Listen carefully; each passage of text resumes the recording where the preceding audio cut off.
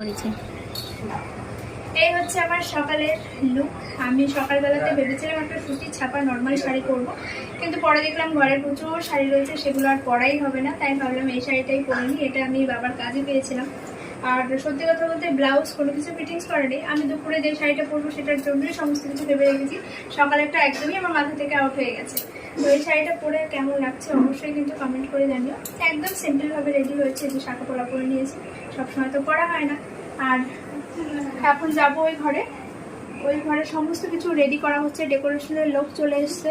কিভাবে কি ডেকোরেশন হয় না হয় সবটাই তোমাদের সঙ্গে শেয়ার করবো। তাছাড়া খাবারের মেনুতে কি থাকবে, সব রান্না বান্না কি হয় না হয় সব কিছু শেয়ার করবো। তোমার দাদাভাই এখনো পর্যন্ত আসেনি, ও বাজারেই আছে। ও গেছে ফুল আনতে, ফুল মার্কেটে।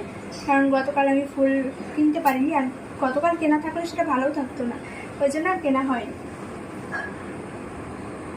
ছোট ছোট আপডেট দেওয়ার চেষ্টা করবো, তোমাদের সঙ্গে শেয়ার করার চেষ্টা করবো। এখন ওই ঘরে যাই, কীভাবে কি ডেকোরেশন হয়েছে সেটাও তোমাদেরকে দেখাই। চলো, আর এই লুকটা আমার কেমন ছিল সেটা কিন্তু অবশ্যই কমেন্ট করবে।